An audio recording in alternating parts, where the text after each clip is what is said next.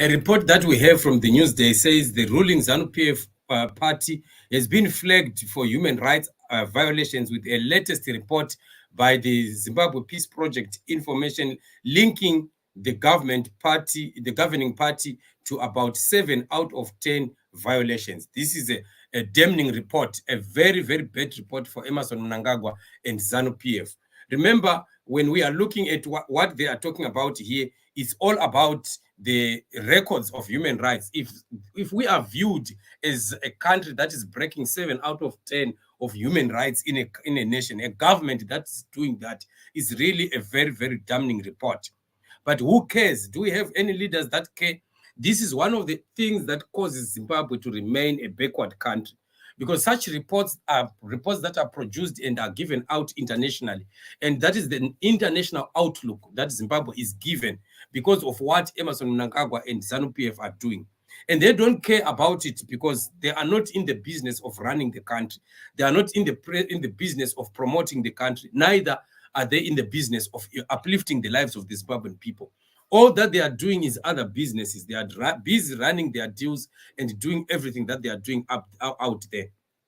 So it's so infuriating to see how Varakashi will always want to celebrate Mnangagwa as he's going around nations like he was in South Korea, and they were just writing in big letters engagement and re-engagement.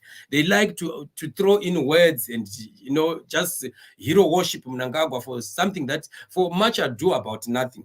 Because if we look at the South Koreans, we want to look at South Korea itself. South Korea, remember, is originally one country with North Korea. It used to be one country with North Korea, and then these countries had to be divided. They are right now, as we speak, sharing the borders, but nobody can cross into South Korea directly from North Korea or from North Korea into South Korea because they are sworn in enemies. It is because South Korea was now became a friend of America.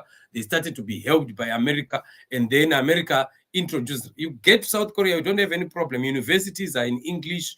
Their language of business is actually English.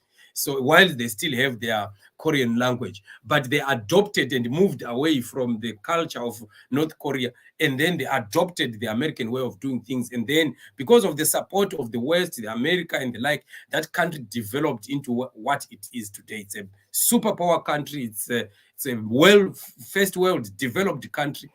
But next door, people are suffering. Next door in North Korea, oh my God, there is a hunger, there is nothing, there is starvation, electricity, nothing. And King Jong-un is just there running that kingdom like, some small tuck shop of his. But South Korea becomes one of the major countries that are well developed. And you find that they produce, they do production for the whole world. Very, very advanced. Right. Mnangagwa goes to such countries. Such countries are countries that have been trained in democracy. They do uplift democratic principles.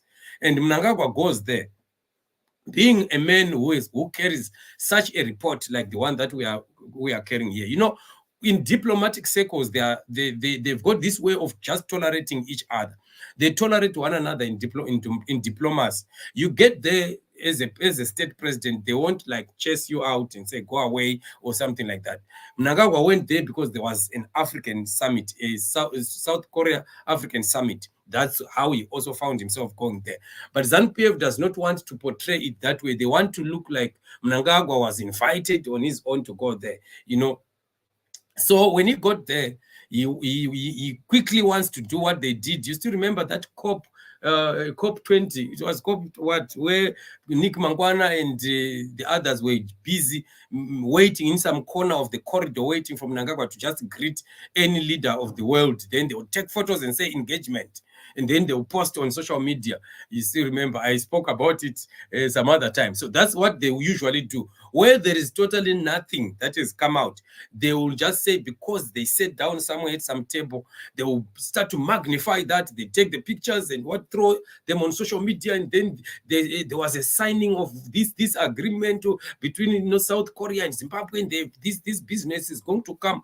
How many times has Mnangagwa been going from 2018? How many times has Mnangagwa been going into countries and we see them sitting on tables discussing and what and then ZBC and all the dead their dead Varakashis will be saying engagement deals have been signed. How many deals have we seen in Zimbabwe culminating into the physical? How many have we seen? How many? Not even.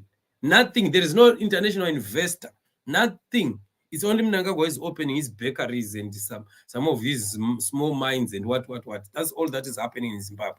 So, in like I was saying, that diplomatically they would accept you. You come in, they just give you the respect, and they don't. Even if they can agree, say, okay, we may come and do this and that in your country, and then write it somewhere. They are not compelled. It's not a contract. They can decide not to come, and you can't fight them. You can't stop them. You can't sue them for not coming or something like that. So that's exactly what is happening. So when we look at that, ZANU-PF would want to be using that as a propaganda tool to look like, so that it appears like Mnangagwa is hard worker, is working so hard for the country, yet there is nothing that is producing at the end of the day. So this is the problem. The problem is reports like this one, the human rights abuses. Human rights abuses are a serious problem in the whole world. The only country that has refused to uphold total human rights abuses is China. If Russia itself does not even do what China does to its citizens, and those are the guys that want to just have things just go the way they want. And the CCP in China, they are just killing Chinese. They have concentration camps that are hidden underground there, and they have millions and millions of people that are in prisons. People of different religions and things like that. They are imprisoned in China. And there have been many reports that the Chinese government, the Communist Party, is doing the harvesting of organs from those people that are in those prisons. That's why it was very easy. It is very easy for organs to be, organ trafficking to happen with China connected. To hear that human organ trafficking is very rampant, because some of those organs are being harvested from people that are hidden in those other concentration camps. So this is what is happening, and those are the friends of Mnangagwa. Those are the friends of ZANU-PF. People that don't care what is happening to other people. They would make their own COVID vaccine. They don't want to take it to the World Health Organization for valuation and authentication. They don't want to do that. They want to test it on their own. They give it to Mnangagwa.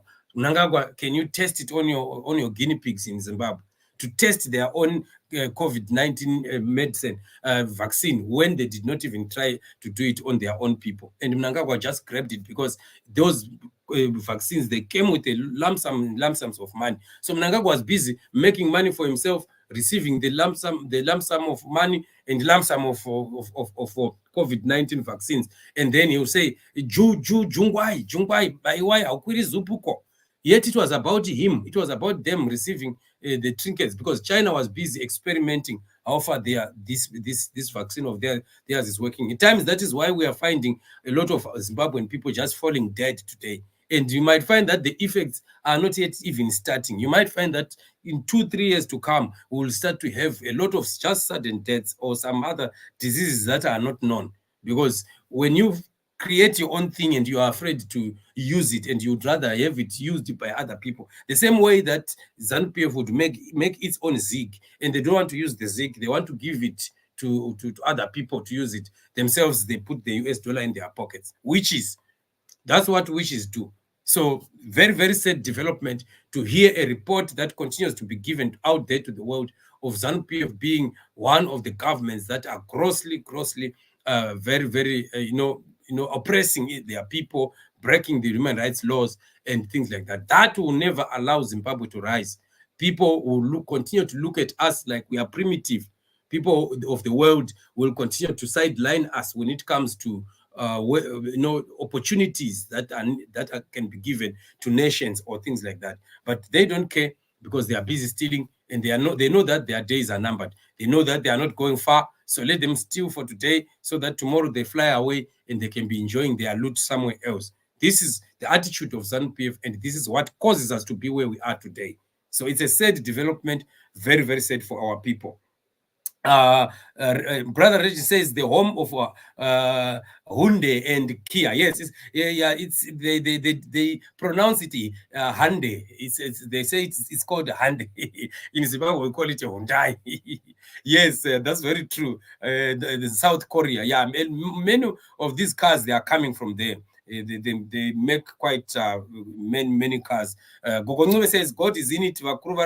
Ratidza kupererwa regai varambe vachipererwa because vakatopererwawo zveshuwa. Kubawiri says God bless you Chatufa and the energy he keeps on giving you. Please, yes, let's continue to pray for us. We need your prayers, definitely. Do never ever pray and forget to pray for Chatufa. I need the energy, I need the spirit, I need the power, and I need the momentum to keep on, because this is a battle, it's a war that we are fighting until our freedom is certain.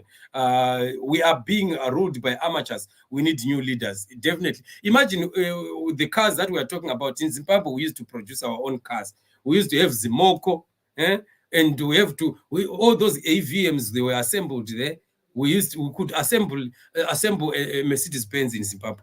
Only parts being brought, and then a car would be assembled in Zimbabwe, finished and everything. We used to make those AVM buses in Zimbabwe. All that is gone. All that is finished because we don't have a leadership. We just have some clowns that are just masquerading as leaders. This is why we need to continue to push and push and push for freedom of the Zimbabwean people. We need our country to be freed, and we will continue to stand and make sure that it happens. So family, I really appreciate you for joining me on the show. These are just quick updates that I'm giving you. I think this is my last show here. We are crossing over to the main channel. There we shall be beginning to cruise. So let's cross over.